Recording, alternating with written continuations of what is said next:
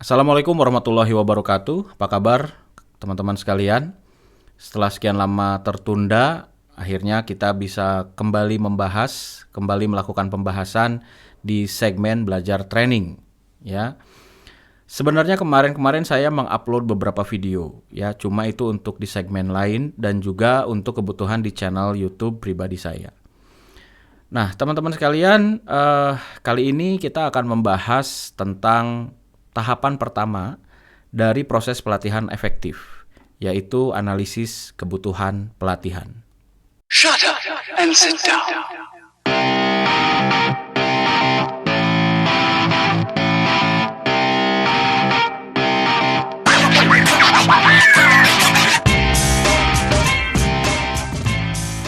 Sebelumnya saya mau disclaimer dulu. Apa yang akan saya sampaikan nanti barangkali atau bisa jadi berbeda dengan apa yang pernah teman-teman dapat. Apa yang pernah teman-teman ikuti di pelatihan misalnya, atau apa yang pernah teman-teman baca di literatur ataupun di buku-buku. Ya. Kenapa bisa begitu? Karena apa yang akan saya sharing nanti itu adalah sesuatu yang sudah menjadi knowledge saya, berangkat dari apa yang saya pahami dan apa yang saya alami, ya. Jadi berangkat dari pemahaman dan pengalaman saya di dalam proses ini yang kurang lebih sudah berlangsung selama 22 tahun, ya. Jadi sebagian barangkali mungkin akan menjadi subjektif, ya. Nah, saya harapkan perbedaan-perbedaan itu bisa menambah hasanah, wawasan dan pengetahuan teman-teman sekalian terkait dengan training needs analysis. Oke, kita mulai pembahasannya, ya.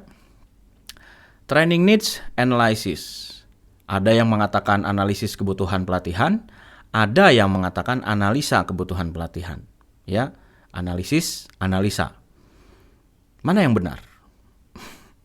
Gini, analisis kebutuhan pelatihan ini adalah rangkaian sistematika atau proses, ya, dalam rangka mengidentifikasi kebutuhan pelatihan atau dalam rangka menemukan kebutuhan pelatihan yang tepat.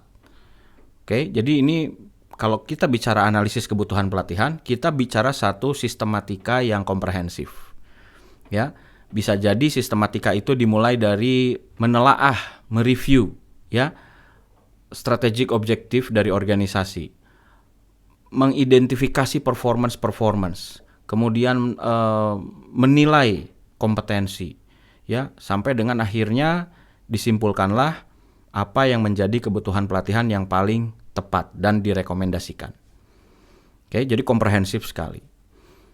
Sedangkan analisa kebutuhan pelatihan itu konteksnya menilai atau membandingkan, ya, dan menyimpulkan, ya. Misalnya si A harusnya secara standar melakukan pekerjaannya itu urutannya 1, 2, 3, ya.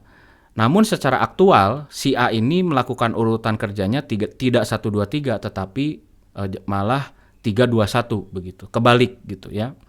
Nah, di sini kan bisa disimpulkan bahwa apa yang dilakukan oleh si A itu terbalik, ya. Nah, analisa, kita bicara soal analisa itu ya soal aktivitas atau pekerjaan yang seperti itu, ya, membandingkan, ya, antara standar dengan aktual, kemudian menilai gitu, ya, kemudian menyimpulkan si A ini kerjaannya terbalik gitu, si A ini terbalik karena tidak punya pengetahuan misalnya.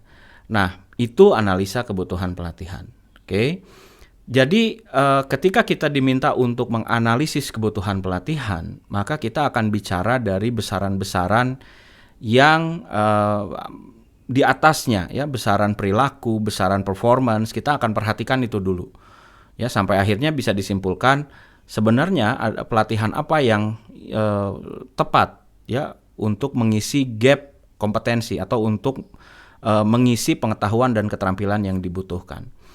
Tapi kalau hanya sekedar menganalisa kebutuhan pelatihan, ya itu kita hanya membandingkan saja, ya, kegiatan membandingkan standarnya bagaimana, aktualnya bagaimana, sudah gitu, beres, bandingkan, simpulkan, ya. Nah, jadi itu bedanya teman-teman sekalian antara analisis kebutuhan pelatihan dengan analisa kebutuhan pelatihan. Ya, simpelnya gini aja. Analisis kebutuhan pelatihan itu adalah nama dari satu rangkaian proses atau sistematika yang komprehensif untuk menemukan atau mengidentifikasi kebutuhan pelatihan yang tepat. Oke, jadi ini bendanya nih adalah analisis kebutuhan pelatihan, ya. Suatu rangkaian proses komprehensif untuk menemukan kebutuhan pelatihan yang tepat itu namanya adalah analisis kebutuhan pelatihan. Analisa kebutuhan pelatihan, ya, kalau tadi analisis, ini analisa, ya. Analisa kebutuhan pelatihan adalah bagian kecilnya dari proses analisis itu tadi, which is itu adalah aktivitas dalam menilai, membandingkan, dan menyimpulkan, ya. Gitu aja, ya. Jadi analisa adalah bagian dari analisis dalam konteks kebutuhan pelatihan, ya. Oke, selain dari perbedaan analisis dan analisa tadi, sebenarnya yang ingin saya bahas atau ingin saya sampaikan pada Anda adalah mengenai filosofi dari kebutuhan pelatihan itu sendiri, ya. Jadi kita perlu tahu nih teman-teman sekalian, kenapa sih ada istilah training needs analysis atau ada identifikasi kebutuhan pelatihan. Yang namanya pelatihan itu adalah satu tindakan, satu kegiatan, satu program yang basisnya adalah kebutuhan. Jadi kalau ada kebutuhan, dia diberikan. Kalau tidak ada kebutuhan, tidak perlu diberikan. Ya, kalau hanya sekedar ingin, ya tidak harus begitu, ya, tidak harus dilaksanakan. Kalau hanya sekedar ingin. Tapi kalau butuh berarti wajib begitu, ya. Nah, secara filosofinya, ya, namanya kebutuhan berarti ada orang yang memang butuh, ya. Jadi ada orang atau ada pihak yang secara sadar butuh, ya. Misalkan contoh nih, misalnya kita ada kebutuhan makan, gitu kan. Berarti kebutuhan makan itu munculnya dari siapa? Ya dari pihak-pihak, dari orang-orang yang secara sadar bahwa dirinya butuh makan. Ya, bisa dipahami kan, ya. Jadi pelatihan juga sama, kebutuhan pelatihan itu datangnya dari siapa? Dari pihak-pihak yang secara sadar bahwa dia membutuhkan pelatihan. Oke? Siapa pihak-pihak itu? Bisa siapa saja, ya. Bisa itu top management, ya.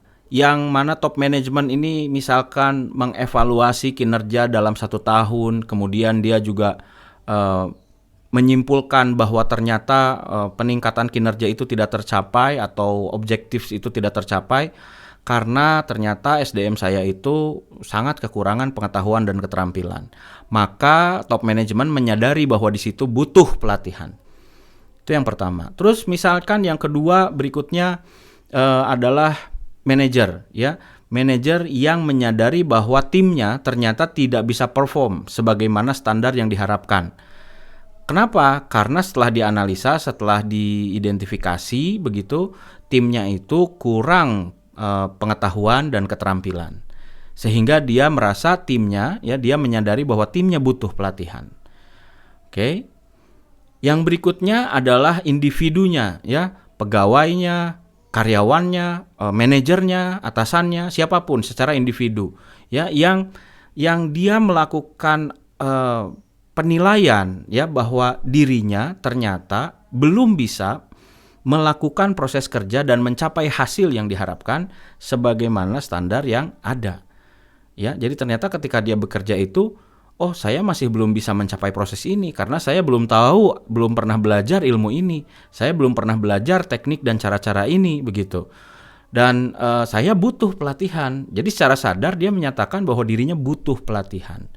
Oke, jadi kalau kebutuhan ini basisnya adalah kesadaran, ya, kesadaran bahwa ya saya butuh gitu, tim saya butuh, SDM saya, organisasi saya butuh, itu akan enak, ya. Kenapa? Karena nantinya pelatihan ketika di roll out, ketika diselenggarakan, itu semua pihak akan memberikan support.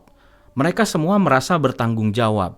Mereka semua merasa memiliki terhadap program-program pelatihan di perusahaannya. Bukan acuh tak acuh sikapnya, ya. Kan banyak tuh, ya, ketika ditanya butuh pelatihan, butuh gitu, tapi begitu pelatihannya diselenggarakan tidak mau ikut atau ada aja alasannya untuk nggak mau ikut gitu, ya. Yang pentingin dulu kerjaan, yang penting kerja target tercapai. Pelatihan mah teori-teori mulu gitu. Parahnya gitu, ya, parahnya ternyata pesertanya juga dia datang ke tempat pelatihan itu juga merasa bahwa ya hanya sekedar mengikuti undangan dari pihak penyelenggara pelatihan. Misalkan bagian SDM menyelenggarakan pelatihan atau bagian training menyelenggarakan pelatihan. Sebagai peserta dia datang ke dalam pelatihan itu hanya untuk menggugurkan undangan gitu ya. Ini kan kerjaannya si SDM tuh, kerjaannya orang training. Ya, saya datang ke sini untuk mensupport, mendukung mereka supaya kegiatannya berhasil, supaya program kerja mereka berjalan, KPI mereka tercapai gitu ya. Jadi saya dukung lah, saya sebagai teman gitu. Nah itu perasaan si pesertanya merasa seperti itu. Atau pesertanya juga merasa dia datang ke situ hanya untuk mematuhi atau memenuhi keinginan atasannya. Ya sudah, dia juga yang penting hadir di situ, datang di dalam kelasnya dia ngapain-ngapain ya nggak ada yang tahu gitu ya, who knows, oke? Ya misalkan ngerjain apa, entah itu sibuk telepon-teleponan, sibuk WA-an dan sebagainya. Ya. Nah, yang lebih parahnya lagi gitu ya. Ternyata bagian SDM si penyelenggaranya juga nih, atau bagian training yang menyelenggarakan trainingnya itu, dia juga merasa bahwa kegiatan atau program pelatihan itu hanya sekedar diselenggarakan saja. Ya, yang penting programnya terselenggara. Saya punya program kerja, yang penting jalan begitu. Ya, masalah peserta nilainya mau bagus, masalah peserta mau meningkat kemampuannya, masalah peserta mau perilakunya berubah, itu mah gimana nanti, yang penting program saya jalan. Nah, ini udah 3 pihak gitu kan, ya, mulai dari atasannya, mulai dari pesertanya, lalu kemudian juga ke pihak SDM atau penyelenggara trainingnya. Akhirnya kita jadi bertanya, ya, ini butuh training, yang butuh training itu siapa jadinya? Ya, yang bertanggung jawab terhadap kebutuhan training ini siapa jadinya gitu. Karena semua pihak itu kan ngerasa bahwa ini hanya sekedar menjalankan saja. Ya, nah ini apa istilahnya itu, ya negatifnya lah ya. Negatifnya kalau kebutuhan itu tidak berlandaskan adanya kesadaran. Oke. Jadi teman-teman sekalian, ini yang paling penting dipahami terlebih dulu ya, filosofi dari kebutuhan itu sendiri. Filosofi dari kebutuhan itu artinya ada orang atau ada pihak yang secara sadar menyatakan diri bahwa saya atau kami butuh. Oke. Nah, karena merasa butuh maka ia bertanggung jawab. Ya. Jadi seharusnya kalau sudah menerapkan konsep kebutuhan pelatihan, analisa atau identifikasi kebutuhan pelatihan, maka dia pun siap dengan konsekuensi dan tanggung jawabnya.